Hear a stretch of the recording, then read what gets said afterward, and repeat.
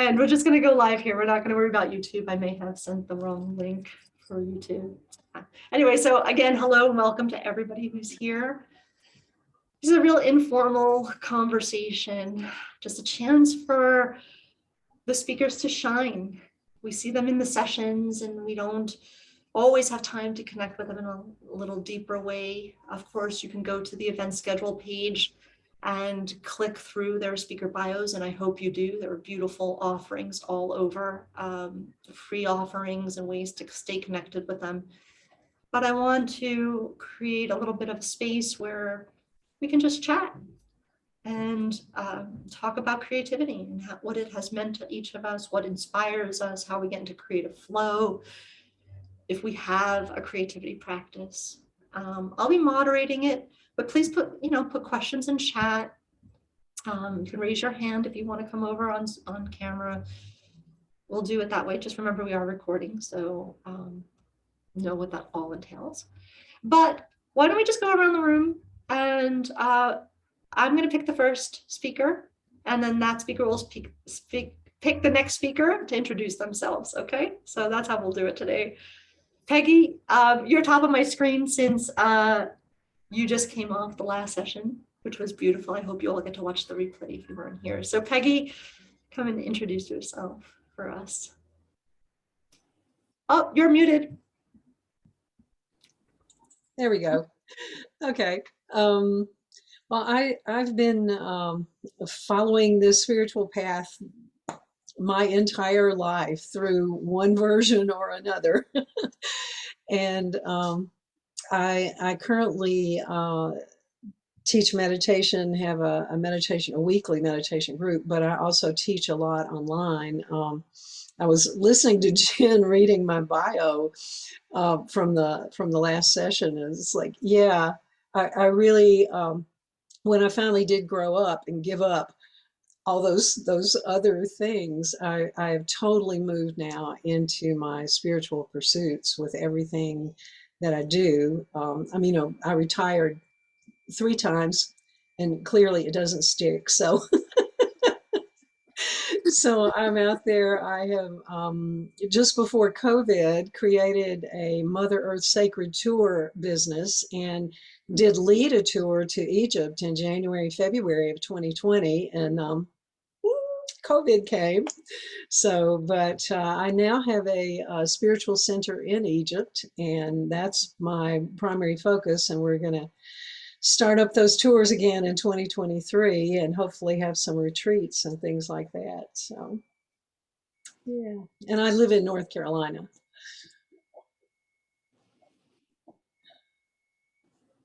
Oh, and I have to pick somebody. Tayria? I was just going to say, you have to pick somebody. Yes, Tayria is in North Carolina too, so I'll pick her. Thank you, Peggy. And I'm dying to hear more about your retreat center in Egypt. So looking forward to any information that's offered there and maybe a chat. And hello, I'm Tayria Ward. I'm in North Carolina, Asheville. And I just love seeing all your faces and can't wait to hear all of that you're offering to this community, and can't wait to be together in community with all your listeners who come with their whole hearts.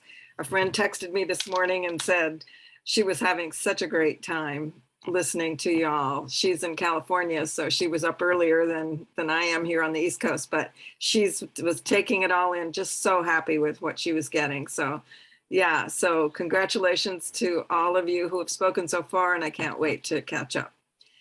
So I'm going to be talking about dreams. That's my specialty. It's my favorite sort of, I don't know what even to call it. It's not a topic, it's a passion that the dreaming mind has been so repressed, and it needs to be revived and reawakened and understood for what it actually is in our lives. And that's where the creativity is. And that's where the deep parts of ourselves that are still unknown to our conscious minds are blasting all kinds of creative information at all times, every night, in these symbolic ways. And so once one starts to reclaim and recover the language of the dream and the way the dreaming is happening even in our waking world. And so I'll be talking about dream thinking, because once we get more in touch with our dreaming, then we start seeing that we're dreaming at all times, and we get in touch with the dream time that the Aborigines talk about. And, you know, even people like Einstein, he got his theory of relativity in a dream. It's like all the creativity is there. He said he never got it through logical thinking, his biggest breakthroughs. So that's where it is. And so I can't wait to talk to you all about it and share the joy of it. I'm supposed to call on someone, is that right, Jen? Okay, Celine? Celine, before you go, Sheelagh has also just popped into the room. So I'm going to unspotlight myself because I don't think I can put more than 9 up on a screen. And Sheelagh's also a speaker, so I want to, Sheelagh, welcome. We are spotlighting all the speakers and popcorning around the room. So get ready to say hello. Okay. Nice to meet everyone. Nice to be part of this amazing celebration of everyone's gifts. And thank you so much, Jen, for having us all and for doing all this. Thank you for everyone who's watching live or replays. For me, the path that I was on was so much about reconnection to myself and my body. And this is where I found freedom. This is where I found more love, more harmony. And this is what I want to share with everyone. So for me, it's been through my body. So I do mindfulness, embodiment, and movement work. And it's just about getting intimate with everything that's already there inside of you. And I'm in Montreal, Canada. And that's it. I look forward to hearing what everyone else is doing. I'm gonna pass it on to Hilary. Thank you. It's nice to see you all and meet a bunch of you for the first time. Very grateful, Jen, for you inviting me and my horses to be a part of this adventure. I'm Hilary Adams. I'm the founder of Story and Horse. I'm a lifelong theatrical practitioner. I was a professional theater director based in New York for many, many years. Been on a bit of a walkabout for the last 8 or so. And I am deeply passionate about everyone reclaiming and walking into their creative superpower. I think it's something that we all have. Story and Horse specifically works with creative practitioners to break through creative blocks, gather inspiration, and then up-level their creativity, both for themselves and the world. We have workshops and one-to-one coaching, and I have to do a plug for my Story and Horse podcast. I have Linda and Kim on here who've been with me on that podcast, and so that's a way to gather inspiration and community. And so for this summit, Jen approached me about bringing the horses in and doing something that was pre-recorded with the horses, which was a new challenge. And the beautiful Icelandic horse that I work with, Tayria, who's a mare, who's definitely a fierce awakened woman, she joined me, and so we did some video, and Jen, and big shout out to Ryan, video editor, helped put it together. So there's this beautiful video that they created through the footage that I gave them with myself and Tayria, and we're leading people on a guided meditation with Tayria as your horse guide. And I'm so excited because it's a new way to work with the horses. They're co-coaches. Some of the coaching that I do virtually and in person is with the horses. I have 3 Icelandics that are my fuzzy freelancers. And so this is a way for more people to sort of bring a horse into their living room, bring a horse worldwide, anywhere Tayria can join you. And I love that. And I've really gotten into this idea. I love leading people on meditative journeys, and not meditative in the traditional way, but sort of using my creative theatrical sense like taking people on these shared journeys. So I just love the fact that horse can go with you. So that's what I'm doing this weekend. And it's been really fun to put it together. And I just have to say really fast that I went out to see the Icelandics yesterday. And I told Till Ruin what was happening because I wanted to tell her. I told her when we were recording, and I actually showed her a little bit of the footage that Jenn and Ryan had helped me put together. And she was snuffling the screen and seemed very excited about it. They definitely can join us virtually too. We've had very good responses with that. So that's a little bit about who I am, and I'm delighted to be a part of this. Have people get to meet Till Ruin and walk with us on a creative journey. I think last thing I just want to say is that creativity is healing.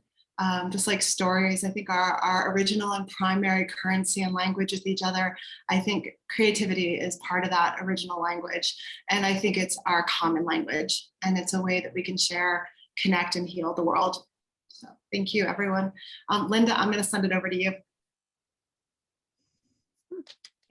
Thank you, Hilary. It's nice to see you here. Thank you, Jenn, for having us here, and everyone. I'm just very honored to be part of such a wonderful space and event. So my name is Linda. I'm the co-founder of a company called My Creative Break with Kim. She will talk afterwards. And I'm from Montreal as well. I saw you, there's a Montreal, so I'm from Montreal, Canada. I'm a storyteller, writer, and also an improviser. I've been doing improv for about 10 years, and that's been really a central part of my creative life. Just through improv, I learned it built my self-esteem, my confidence. It helped me with brainstorming and also even in my writing. So I always am a huge advocate of just sharing improv with the world as well. And in our company, what we do at My Creative Break is really kind of taking time, helping people take time of their busy lives and schedule to connect to their creative side. So we do so with workshops, and we bring improv into it and lots of other creative practices, all for really for people to tap into their creativity, because we know sometimes people are could be very busy, overwhelmed, and it helps. I know it helped me personally, having a 9-to-5 and very busy. Sometimes just having that moment, creating that time to connect to your creative side, even if it's some writing. For me, it was improv and writing stories. It really helped me balance. It brought so much balance to my life. So we really like to share that. So, and for a workshop, so what we would be presenting at here on Sunday will be adding some play to your Sundays, because sometimes we know like Mondays is the start of a week and we can have a little bit of down, or sometimes we call it Monday blues. And so adding a little bit of play on your Sunday evening or afternoon helps you get more energized and really gets your week started on a right note. So Kim and I will bring that over the weekend, and we're very excited. And that's a little bit about me. I'm very glad to be here, and I can't wait to see all what are you bringing, and just absorb creativity from everyone here. So with that, I'll pass it to Kim. Yes, hey guys, I was Kim, also here from Montreal, Canada. And I'm really excited to be part of this. Linda pretty much summed up what we're going to do. So I guess I'll tell you a little bit about how my creative journey started. So a few years ago, I was like, here in Montreal, and suddenly I kind of felt a block. And I was just like stuck in everything. It was like working my 9-to-5, and I was just like, I need something different. I need a change. There is something missing in my life, but I didn't know what that was. So I decided to explore that a little bit and see, why was I feeling so stuck?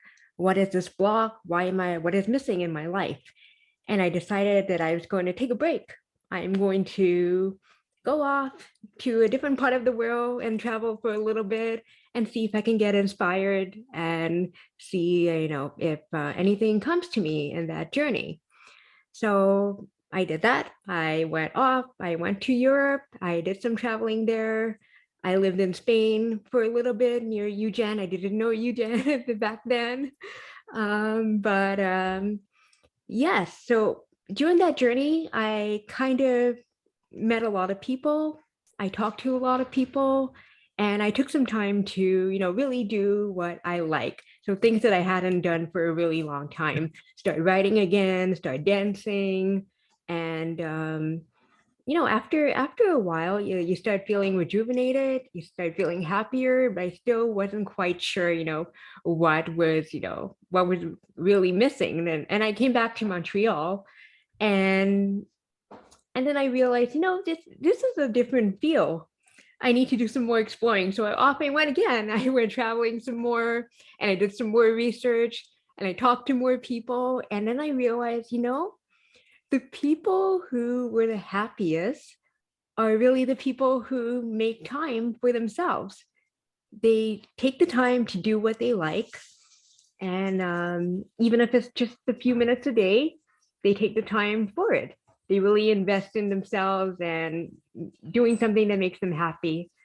So that kind of sparked, oh, it took me so long to realize that, okay, all these years, I didn't make time for myself and to do things that really made me happy. So that's when I spoke to Linda, and she kind of realized the same thing. And that's when we started my creative break, encouraging people to take creative breaks, take breaks, and do some happy things. So we're really looking forward to you guys joining us on Sunday and taking a little break and do some things that bring joy to our lives. And I will pass it to Mélissa. Thank you, Kim. I'm Mélissa. I'm from Montreal as well. I'm more French speaker, as you can tell by my accent.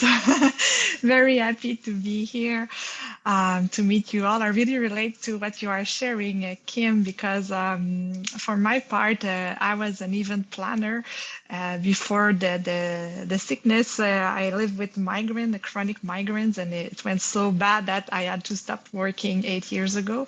So this is really when I started exploring my creativity. It was like a healing tool for me. It was a way of surviving through the journey with all this pain, this daily pain. And what I wish to do now is to, as Kim said, inspire people to take time for their self, especially people who are living with chronic health condition, to take time for themselves, because we tend to, when we are okay, we do all the tasks that we didn't have the time to do, and we never have the time for, and we say later on, when I'm gonna have the time, I'm gonna create, and then you're too tired, you need to go to sleep, to take a nap, so you never create, you never take time for yourself, and then you just being depleted. So I really like intuitive creation. I've done a couple of workshops around that theme. For me, creativity is on and off. Like when I feel good, I have lots of ideas. When I feel low, I don't have that much. So my practice is more like I tend to flow, like I'm writing, I'm doing collage, but I also like just create for the sake of creating, because I'm really into that journey of self-healing and true connection, and sometimes just knitting for knitting, it feels good also. So I like also to craft. So this is something really that brings me joy, like a little girl, craft and put some glitters on stuff. That's something I really love too. So, and this is something I share with my son also, the love of drawing, of creating, playing. He invented multiplication songs this week, so we try to put some creativity in our daily lives also. So yeah, this is what I want to do: inspire people to take time for what brings joy in their life. And I'll pass the mic to Sheelagh.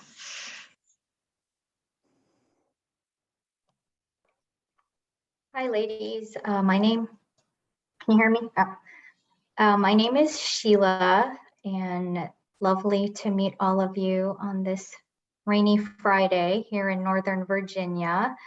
And I come to you through Jen and I reconnected at the beginning of the pandemic and realized that we had been on similar mindfulness paths. I'm trained in MBSR, mindfulness-based stress reduction. I'm currently at home with my 4th grader, working at home, I like to say, with my 4th grader. And Jen and I, for the past couple of years, have created these seasonal attunements for women who, like myself, are crazed with raising a family, working in the community, maybe working from home or outside the home, and really needing a space to connect with other women who want to reconnect with their bodies. And I am inspired by the Filipino concept of kapwa, which means interconnectedness. So with ourselves, with the communities that we find ourselves belonging to. And it's, especially these last 2 years, it has been such a struggle to maintain those connections.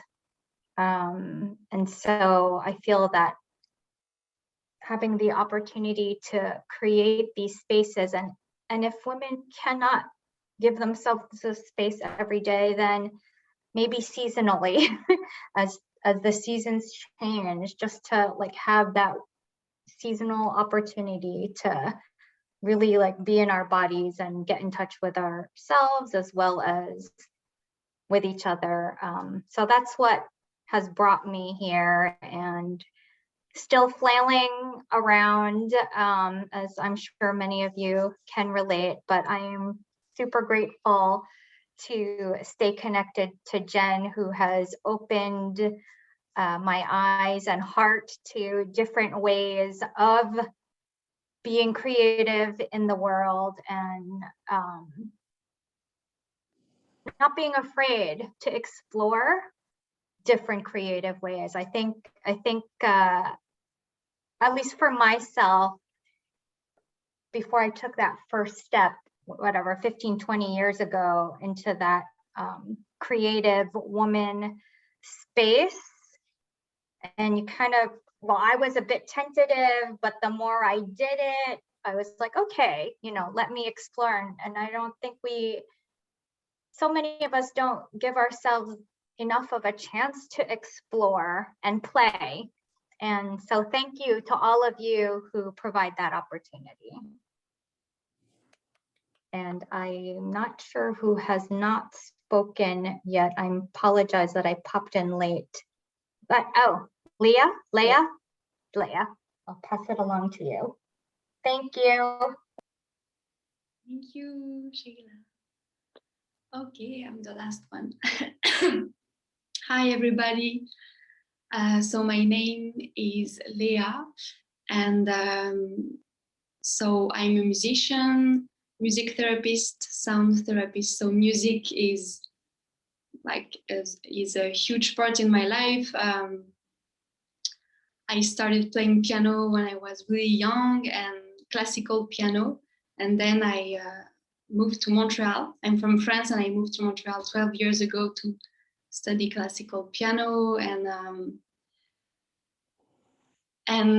I never considered myself being creative. It's like I never really questioned that, in the sense that it was just, it's who I am. I'm not creative. That's okay.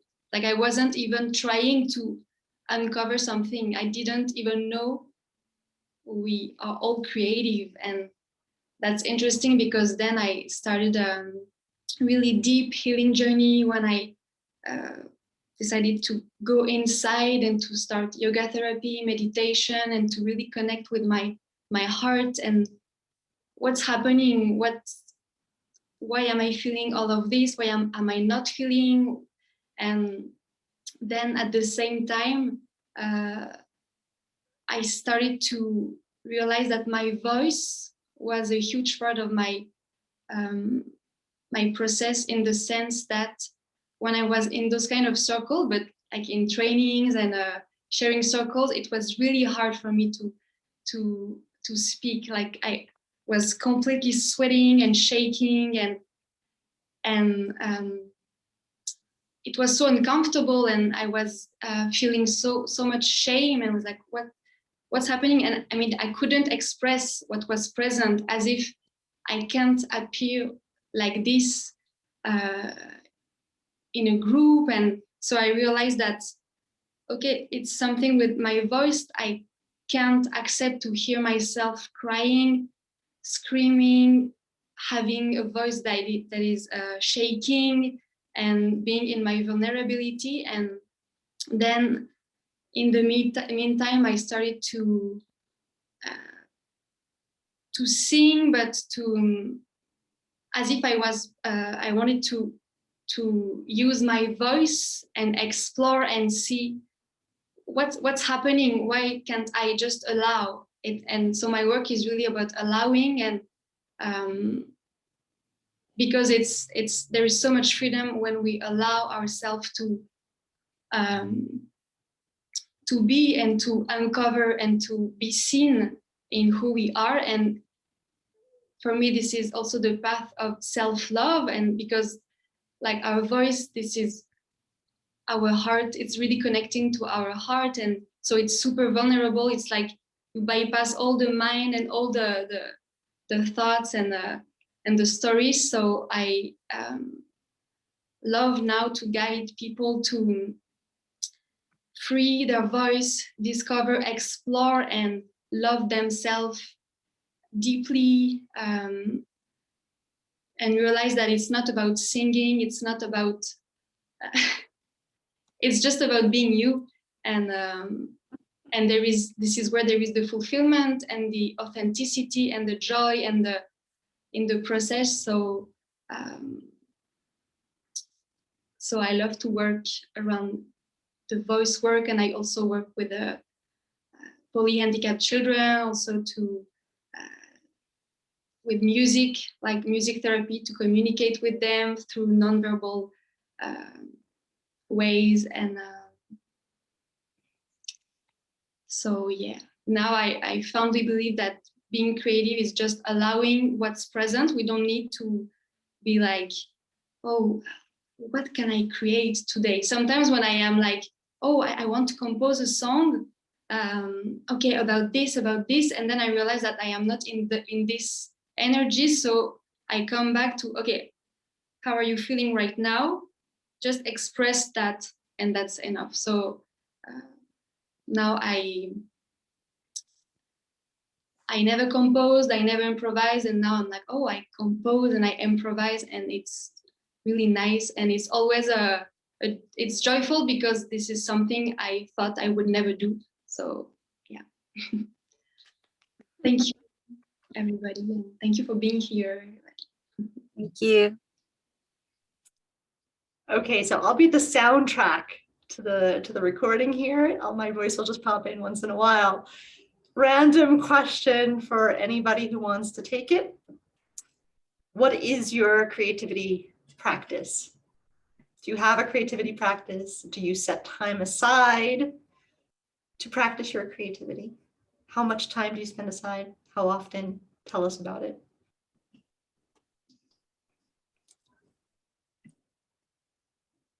We're all creatives. We must take it. I can take it. So for me, it took me a while to really set time aside for my creativity, because I felt my creativity was repressed. I was very busy with work, in life in general, and it was very draining. And so it took me a while, because I had this feeling inside that I always had stories. I always kind of wrote stories, even when I was younger, but I kind of forgot about it for a good period of time. And just by being busy and just doing other things. However, more recently, and a little bit like Kim was saying earlier, it was throughout, there was a period in my life where I got so busy, so drained, and I had this feeling that something was not right. There was something that I needed to connect with. I was not happy, and I started writing again. And every time I did, even if it was just 5 minutes on the train on my way to work, it felt good. So I started to do it more often. And I every time, even if I was stressed, it would center me, and could be just only 5 minutes, and it would center me. And I thought to myself, I'm like, okay, because usually I say I can't write if I don't have a block like of time, like 1 hour, or I need to block like a big block of time. But more and more, I told myself, if I have 5 minutes and on my way to the train, anything, I could just jot it down. And even just that, it makes me feel good. And, and then afterwards I can work with those ideas.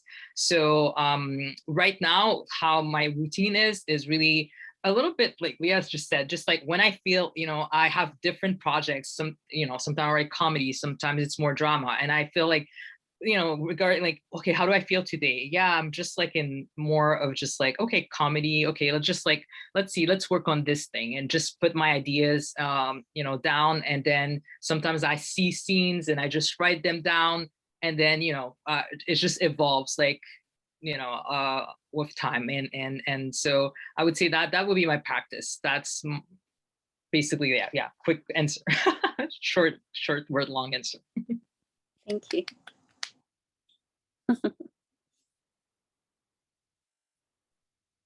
Anyone else want to take a stab at that? I can go for a minute. I'm just thinking on the theme of the dreams, which are, as I said, something of such great interest to me. But so often I'll have a dream about something that I don't even know why it came. And then all of a sudden, when I start writing it down and working with it, then a synchronicity comes in about that. And then I run into something else that tells me a little bit more about that subject. And then I start researching it. And it's just like, it opens up whole new avenues of why this, whatever the subject is that comes out of the dream, when I chase it, like a rabbit, when I start chasing it, it leads me into all kinds of new ways of understanding the world, of engaging the world, of engaging conversations, of writing, and then teaching. I do a lot of teaching online. And so I find the dreams are something that that surprise me with where they're going to like shoot me like out of a cannon in a whole new direction that I hadn't thought of. And it's exciting. And then I also wanted to mention, since it's Mother's Day this weekend, that I think my favorite creativity is the 2 daughters and the grandchildren I have. I put all my creative love and energy and joy into being a mom and being a grandmother. So it's best thing. And I just had a new grandbaby, so I'll take all credit for that, right? Very creative. Just a few days ago, so I'm all over the moon about that. Okay. Yeah. Congratulations, new baby in the house. And I'm sure as grandma, they'll be like, why didn't you come over and babysit? That's the fun part. You get to be a part of the creative life of this budding little soul and spirit and psyche. It's so creative all the time. Yeah. It really is. I've been not even putting it into the thought of creativity, but because of COVID, my daughter decided to homeschool her children, and I've been working with my grandsons 3 days a week for a year and a half, doing a piece of their homeschooling.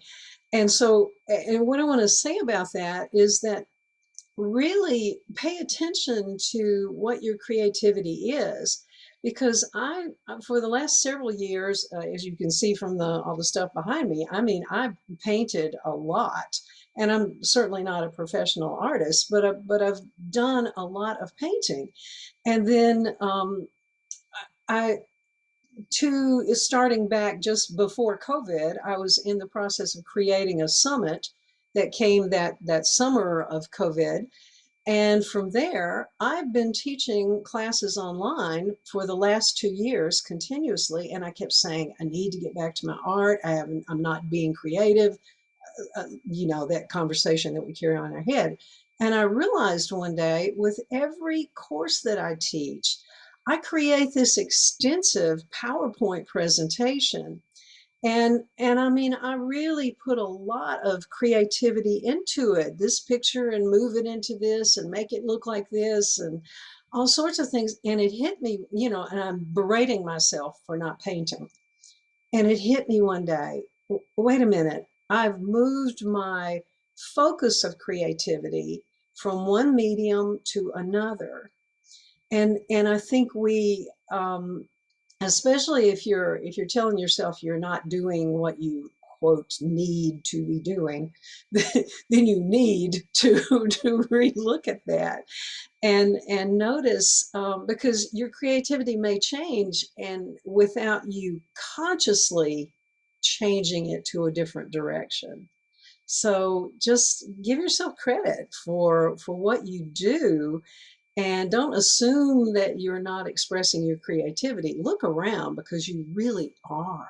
You really are.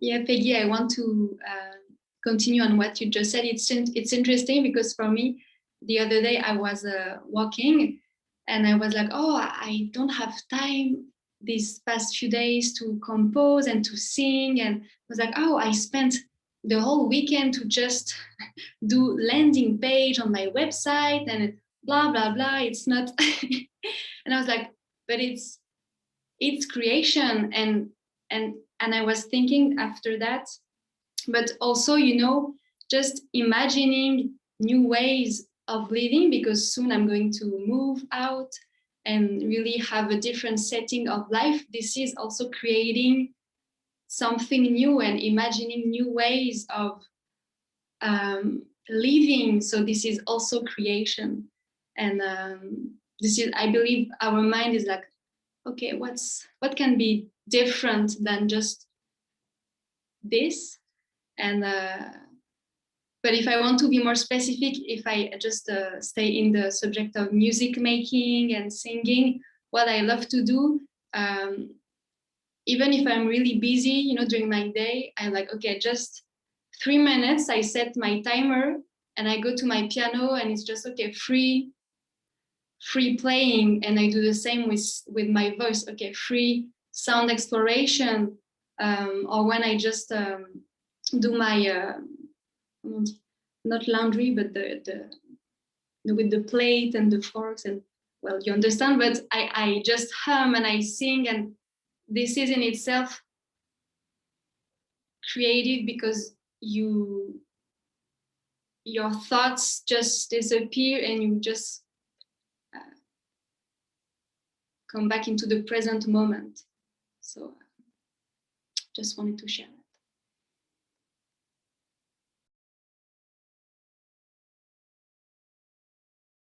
We have time for one more question if someone wants to pop it into the chat. If not, I have a big dream question that I'll ask, but I'll give somebody a minute if they want to type it in.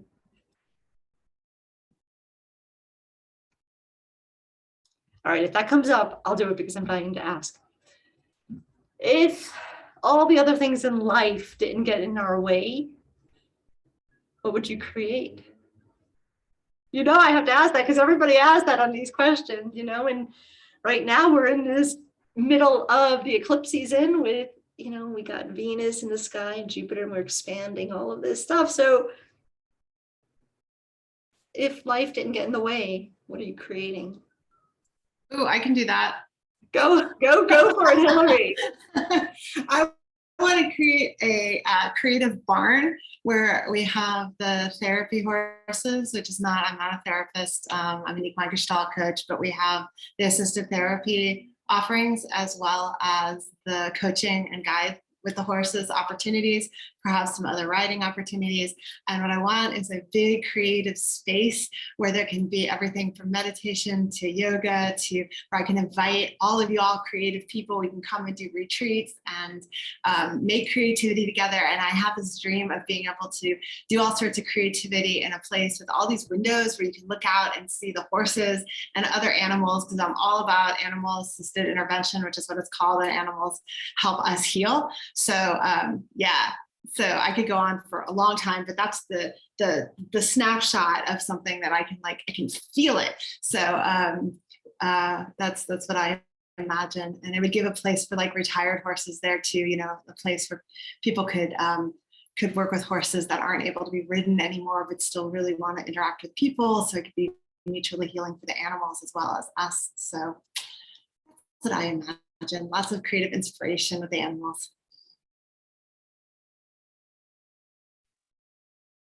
I can take a stab at this too. Hilary, I want to come. I want to be there. So keep me posted, or I'll get on your list or something. But if I could create, I love the question. Thank you so much, Jen. What a great question. Honestly, if I could create anything, there were no obstacles to it, I would create dialogue communities. I used to teach David Bohm, the physicist, his method of dialogue, which is about understanding the nature of thought. And once you get into a circle where people are having a dialogue, where they respect each other's points of view and really learn how to listen and take it in and ask good questions, he said, then you're creating new thought. And new thought, he said, it can only be created by people getting together and putting their spirits together in this way. And then new thought changes the world. So that's what I would do. I feel like we need it so much to learn how to be together in these really respectful ways, and also just the joy of it and the fascinating experience of that, getting it to hear all different people's thoughts on the same subject and really holding space for all the differences until you kind of see what's actually happening. And then new thought arrives, and then think how creative that would be. So if we continue that flow. So that's what I would do. I would do it all day.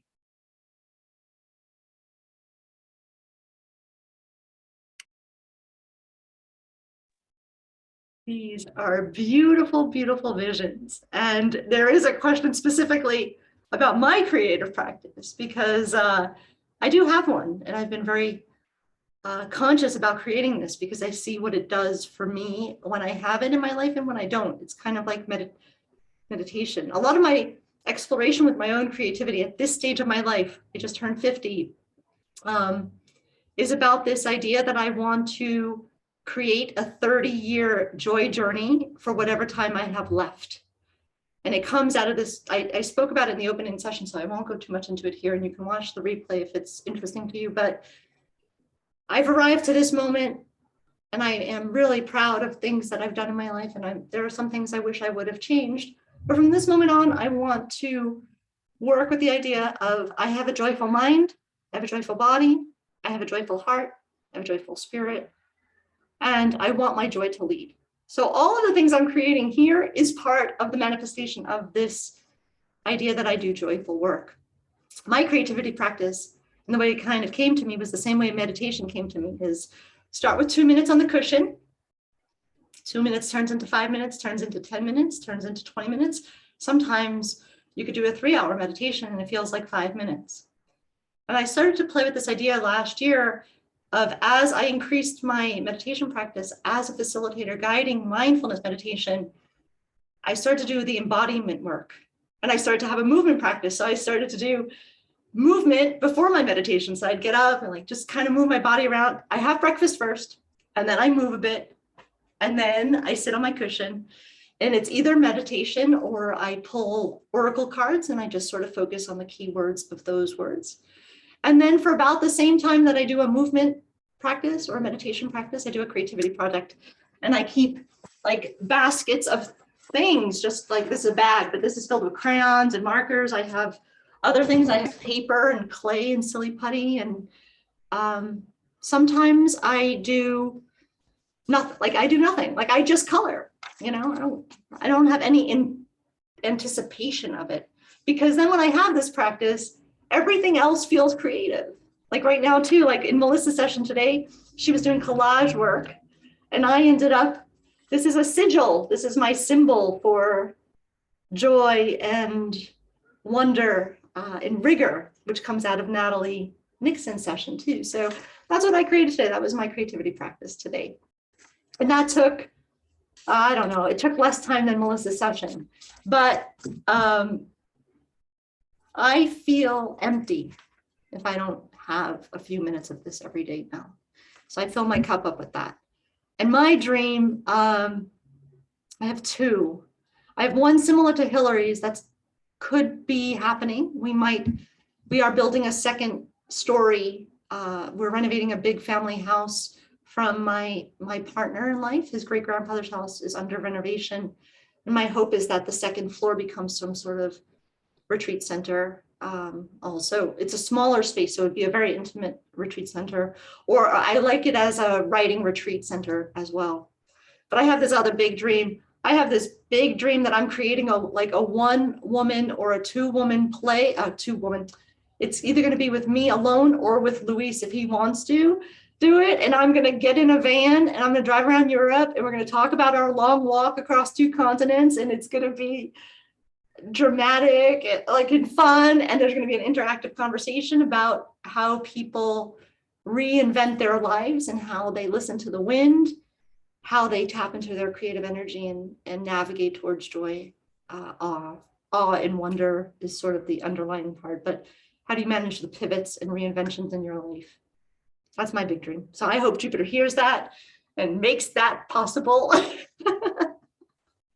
I'm the soundtrack on this, so who was ever watching the replay on that, I'm sorry if you missed the sigils and didn't see me, but you know, it's life.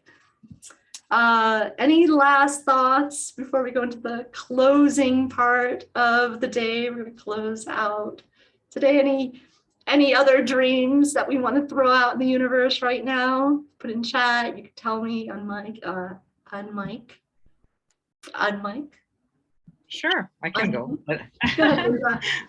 you know, when you were talking, it's like my dream is not like super defined yet, but I know that at the center of it, I want to help people like tap into their joy and just like, you know, talking about busy life, because for me, it's something that's very important. So helping people really get out of their overwhelm and their busy lives to, first of all, I want to entertain them, whether it's through improv or writing a TV show. So that's like my first dream. So I want to produce shows, help people produce shows, finding their voice to offer entertainment. So finding that joy, and also help people in a capacity of either life coaching, so guiding them to tap into their creativity, finding themselves, like their joy, and also through my creative breaks. So offering like those workshops, whether in companies, and just like, you know, so people realize that they have another side. It's not always about work, or just like being just head down in their life, but you have another side to you. Your creativity is deep within you. Sometimes it's been repressed and we forget about that, adding that play. So I don't know, just like this is like the big dream, but at the center, really helping people find that like creativity, entertainment, just like, yeah. So that's my dream. I put it out there. I'm gonna add to Linda's. Like we were saying, we need a giant creativity vacation, like a vacation where everybody can come and just play and be themselves. So that is the ultimate dream. I love this. We got to get a bunch more creatives together and start really like making this real, I think. I just want to read a couple things in the chat quickly. Sheelagh, really appreciated your wisdom, Tayria and Peggy. My daughter is my biggest creative project at the moment and spent the full semester homeschooling until she was vaccinated. So I take creativity snacks when I can, writing poetry, writing letters. Thank you, Sheelagh, for that. Very Paulo Ferri, importance of dialogue and community change. Lauren, also writing poetry, writing letters as a creative snack. And yeah, and I just said, I like snacking on joy. Like that sounds like a fun creativity project. So let's make that a session here. Let's make that something that's we're going to carry into this weekend. And I'm going to flow right into the closing ceremony. I'm going to stop the recording here. If you're